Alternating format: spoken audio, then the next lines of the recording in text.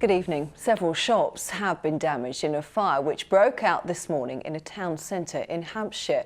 Around 50 firefighters were called to Ringwood. It's thought the blaze started in a wheelie bin before it spread. Well, 6 premises have been affected, including the Sue Ryder charity store. The roof of the units has been destroyed, but no one was injured. And of course, we've lots more on that fire, as well as all the day's news on our website. The address, as always, itv.com/Meridian. Police have named a man killed in a collision on the A33 in Hampshire. Jonathan Whitfield, who was 21 and from Cheriton, was walking in Kingsworthy when a Ford Cougar collided with him on Wednesday. He was taken to hospital but died the next day. His father said he was a much-loved son who will be sadly missed. Witnesses are wanted to an arson attack on Bassett Way in Kidlington in Oxfordshire. 3 people, including a 5-year-old boy, had to escape a property where the front door had been set on fire. All had to be treated for the effects of breathing in smoke, with a woman needing hospital treatment. Police say the fire could have led to their deaths. Now, a sex attack on a woman near Bournemouth University could be linked to 2 other attempted assaults. The first took place in September on Boundary Road, where Thursday's attack was carried out. This time, a woman in her 20s was walking along a footpath when a man on a bike pushed her to the ground and assaulted her. He then rode off towards Columbia Road. A man arrested in connection with the criminal damage of poppy wreaths in Southampton has been detained under the Mental Health Act. Police received reports the memorials were being removed at the Cenotaph in Watts Park yesterday. The 29-year-old has also been bailed until January while investigations continue. Now, thousands of sci-fi fans descended on Reading this weekend for the town's first ever comic convention. A whole host of television and film stars from the likes of Harry Potter and Games of Thrones were on hand for people to chat to and also have selfies with. Well, our reporter Mel Blore, she was there too.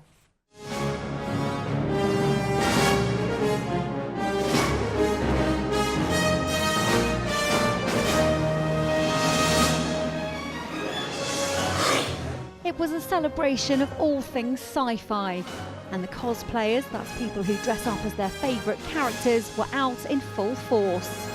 I'm a big fan of the smaller conventions. You get a lot more time to see amazing people. It's been a nice experience, and I've got to meet some new cosplayers, so that was a really good thing as well. It's been really great. I've seen lots of really good characters, and I'm really excited to go look at some more.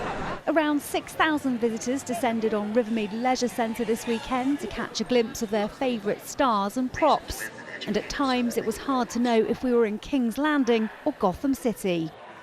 It's basically just a coming together of like-minded people. So people that are interested in sci-fi, comic books. But yeah, it's just a way of a release, I think, for a lot of people. You know, their everyday lives. And then they kind of come to one of these things on the weekend. They can just kind of let loose a little bit.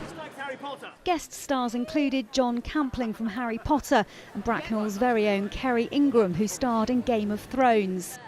I think the main thing is everyone's excited to, finally see a Comic-Con down this way. It's not very common. They're all sort of up north. But yeah, they're always such nice events, and I always really enjoy coming to them.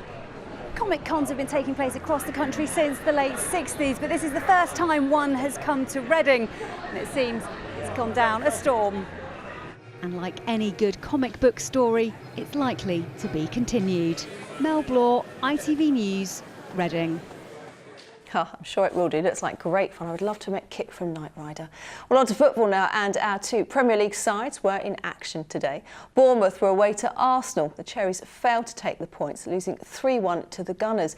And Southampton hosted Everton. That match is still ongoing at St Mary's. The latest score we have for you is 1-0 to the Saints.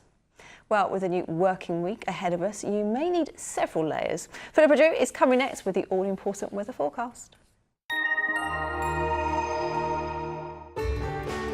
From puddles to paddling, driving through Europe.